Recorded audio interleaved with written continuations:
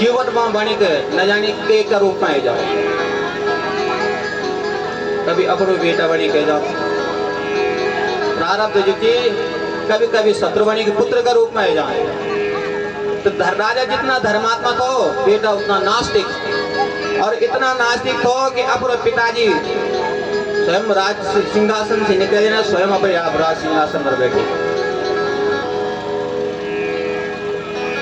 तो वे की स्थिति देखी गए। धर्मात्मा अंग अपने ही राज्य में कई गुप्त स्थान पर चली गए ना, और भगवान को ध्यान कर लेगे ना, लेकिन यथे बहन अपने शासन के चलने लगे। तो धर्मात्मा अंग की जो पत्नी थे उन सैनिकों ने भेजे, भाई राजा को पता लगा हुआ राजा दक्ष।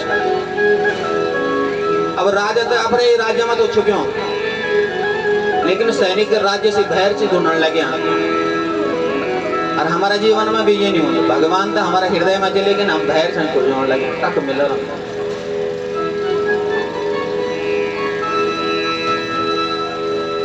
तो जब राजा नहीं मिले तब बहन को जो राज्याभिषेक हुए सिंहासन पर। और जब सिंहासन पर कोई दुष्ट व्यक्ति बैठ दो ना, तो फिर वो संविधान पारित कर दो, जनता की इच्छा हो जाए। तो तैन संविधान पारित के करी, तैन बोल सबसे पहले ये जो धर्म कर्म चलवाना ही होते बंद करा। भोजन मक होय सराद, सबके जाय करो तुम बाधा। भाई जग जग ब्राह्मणों की सेवा बोली बनी, ब्राह्मणों ते भोजन बोल करायणो, जग यज्ञ बोल चलनो, पितरों को जग श्राद्ध बोल होने लग्यो, तो वो यूं यूं जगह जाओ तक बाधा डाली में जाओ। संत महात्माओं ने बहुत समझाई, लेकिन नहीं मानी बहन। और तब अंत में संत महात्माओं की हुंकार ध्वनि से बहन तो शरीर भस्म हुए। और अब बहन को शरीर जब भस्म होगी तो चिंता ये होगी अब राजा तय बनाओ। तो तब ये बहन का शरीर को मंथन करी, एक निषाद प्रकट करे। तो वे के बोले तू भी जंगल में चली जा। पुनः बहन की भुजा को जो की मंथन करी, और भुजा से साक्षात भगवान का स्वरूप राजा पृथु को प्रादुर्भाव हुए। और अकेले न्याय अपने पत्नी अर्ची देवी का साथ में प्रकट हुए न। और पृथु और अर्ची की जो 5 संतानें हुए, विजिताश्व, धूम्रकेत, दर्विण, हरियाश्व और वीरकर। तो जब बहन को शासन दो तो पृथ्वी में अकाल पड़ेगी। तो क्योंकि जब पृथ्वी पर अत्याचार हो लो तो पृथ्वी तो रत्न गर्भाची, रत्नों ते जड़ वाले जे, लेकिन से रत्न तबे प्राप्त वाला जी तो जब धर्म कर्म गुंजरो। और जब बहन जब राजा कोई शासन चलाओ तो पृथ्वी में अकाल पड़ेगी। तो वे समय पर जो राजा पृथु बहुत बड़ा धर्मात्मा थे, और वो वे समय पर पुनः पृथ्वी को दोहन करी गए,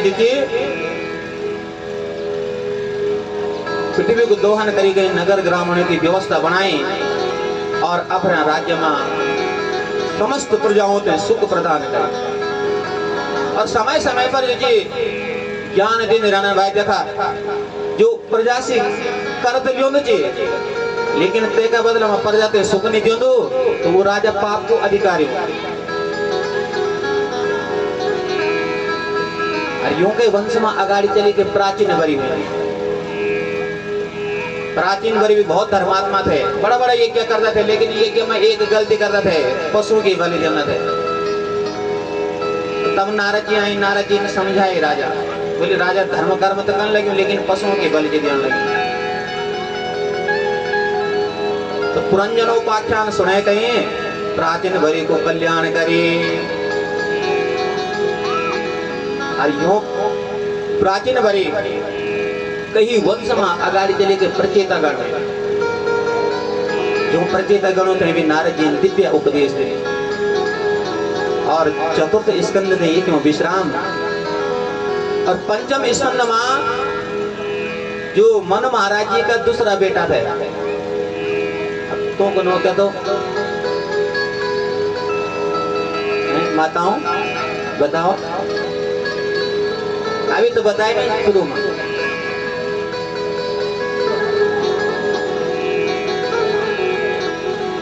बोलो भक्त वत्सल भगवान की जय हो। तो कौन तो प्रिय व्रत मैंने ब्याज बताए थे ना कि मनु महाराज जी की 5 संतानें हुई, आकोति, देवभूति और प्रसूति। यो तीनों बेटों की चर्चा अपन ब्याज श्रवण करे थे। द्वि बेटा थे प्रियव्रत और उत्तानपाद। उत्तानपाद को चरित्र भी आप श्रवण करे। अब प्रियव्रत को चरित्र श्रवण से करने लगे सूत जी, सोनतादि ऋषि गण होते हैं, सुखदेव जी राजा परीक्षित हैं। तो बोले मनु महाराज जी का जो ये पुत्र थे प्रियव्रत, यो प्रियव्रत को विवाह विश्वकर्मा की पुत्री बहिष्मति से हुए। तो प्रियव्रत इतना पराक्रमित है कि योन सोचे कि ये रात के होती, रात मुहिए नहीं जानी, इतना पराक्रमित है। बोले रात जी जीव जी केवल क्षण में गवे दिया दो, ये वजह से यून कुछ करे जाओ कि रात ना हो। और उन अपना पराक्रम से एक दिव्य ज्योतिर्मय रथ को निर्माण करी और 7 दिन रात तक जी प्रियव्रत जी पृथ्वी का 7 परिक्रमाएं लगाई ना, और 7 दिन और तक जी रात हुई। देख रहे इतना पराक्रम। तो तब ब्रह्मा जी आए, ब्रह्मा जी ने समझाई, प्रियव्रत जी समझाए, बोलिए सारी सृष्टि की जो प्रक्रिया है ये सब परमात्मा की दी। और जब ब्रह्मा जी ने समझाई प्रियव्रत, तो तब जो समझी कि प्रियव्रत। तो प्रियव्रत जी के कालांतर में जी 10 संतानें में, जो 10 मत 3 तो बन गए महात्मा सी बन की ओर चले गए। और 7 पुत्रों थे, 7 द्वीपों को जो प्रियव्रत जी राजा बने रहे। आग्निंद्र ने जम्बूद्वीप को राजा बनाई, और इदम जिपत हो वैसे प्लक्ष द्वीप को राजा बनाए दिने, और यक्ष भाव सालमली द्वीप को राजा बनाए, और हिरण्यरेत जो तो वे थे कुशद्वीप को राजा बनाए, और धृतपृष्ठ जो तो वे थे क्रोंच द्वीप को राजा बने दिने, और मेधातिथि तो वे थे शाक द्वीप को राजा बने दिने, और कीर्तिहोत्र जो तो वे थे पुष्कर द्वीप को राजा बने दिने। और बाकी कवि महावीर और सवन ये 3 जी महात्मा बने गए थे, जंगल की ओर चले गए थे। तो आग्निंद्र जो प्रथम पुत्र तो प्रियव्रत जी का, उनको विवाह पूर्व चित्ती नाम की अप्सरा से हुए। जो कि जो 9 संतानें में, तब यूं जो जम्बूद्वीप का जो 9 भाग कर देने। देख लिया, एक द्वीप का जो तब जो जम्बूद्वीप था वो का 9 भाग हुए ना। अरे जब 9 भाग करे ना, तो यो का जो बड़ा पुत्र नाभित है वह तो एक अजनाब खंड जे कोनो चे भारतवर्ष।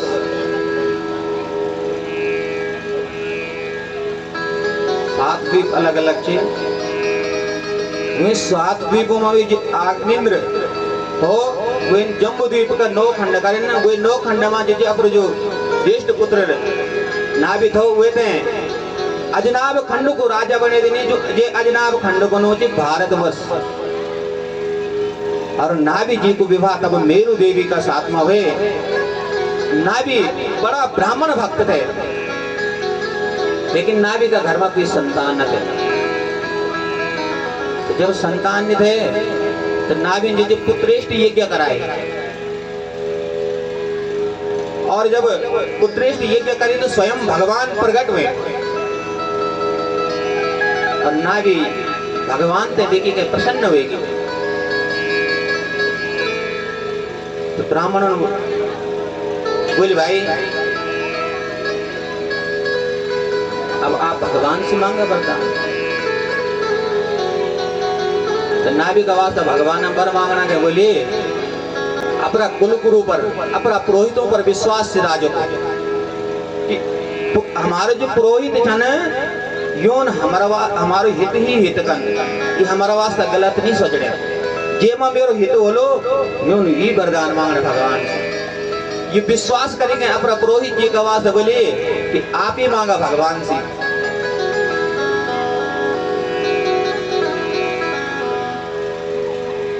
तो ब्राह्मणों ने बोले कि ना भी जीत यन चंचाना कि तुम्हारा जनो कोई पुत्र महते प्राप्त हो जाए, तुम्हारा जनो कोई पुत्र महते भी प्राप्त हो जाओ।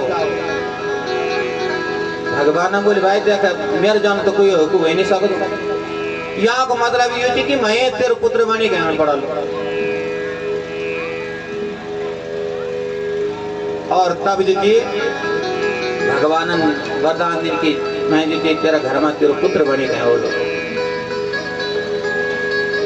क्योंकि भगवान स्वयं बोलना है कि मैं अपने जन कख भजोने, ये वजह से मैं ही तेरा घर में तेरे पुत्र बने कौन हो। तो कालांतर में मेरु देवी का गर्भ से साक्षात भगवान ही ऋषभ देव का रूप में प्रकट भइन। बोल ऋषभ देव भगवान की ऋषभ देव जी बड़ा महात्मा पराक्रमित है। ऋषभ देव जी इतना पराक्रमित है कि स्वर्ग को राजा इंद्र भी ईर्ष्या कर देता था। ईर्ष्या करे तो तुम का राज्य में अकाल पड़ेगी, वर्ग ही नहीं। तो ऋषभ देव जी इतना पराक्रमित है कि उन अपना राज्य में बरसात तो जब इंद्र ने ईर्ष्या हुए, अभिमान चोर हुए, तो ऋषभ देव का पराक्रम देखे गए। इंद्र लज्जित हुए और अपनी पुत्री जयंती को विवाह ऋषभ देव का साथमा कर देने। और कालांतर में ऋषभ देव जी का घर में संताने में 100 पुत्र। और समय समय पर अपना बच्चों ते ऋषभ देव जी की ज्ञान देना, ज्ञान दिन रनन। और अपना बच्चों का वास्ता बोलना देखा बच्चों द्वि मार्ग चन, एक मार्ग में की परमानंद और एक मार्ग में की विषयानंद। तो बोले अगर आनंद प्राप्त करना चाहन तो परमानंद वाला जो मार्ग जी ये में ब्रह्मानंद जी भरियो, तुम ते ब्रह्मानंद ही प्राप्त होना, आप वे मार्ग में जाओ। और अगर ये संसार में भटकने जाना है तो विषयानंद वाला मार्ग जेमा विषय वासनाएं प्राप्त होनी ना। और हमारी जब कोई कामना पूर्ति नहीं होती फिर हम दुखी हुए जाना ना, दुखी हुए कहीं मरी मरी कहीं हुई यात्रा करने। और ऋषभ देव जी बना अपना बच्चों का वास्ता कि अपना ये मन पर कभी इतना विश्वास नहीं करनी चाहिए कि मैं ये काम करी इतना, क्योंकि ये चंचल चित्त मन से कभी जीवित मैत्री नहीं करी चाहिए। ये मन पर इतना विश्वास नहीं करनी चाहिए क्योंकि ये मोहिनी रूप में फंसे गए जीवित हैं, न जाने कब फंसे दो।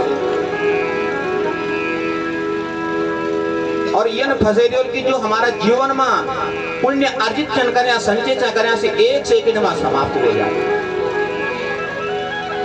बोली ये वजह से ये मन का अनुसार जीवन नहीं चलनी चाहिए। और बड़ा सुंदर उपदेश दिए गए। अपना ज्येष्ठ पुत्र थे भरत थे, राज्य सौंपेंगे स्वयं तपस्या का वास्ता चलेंगे। और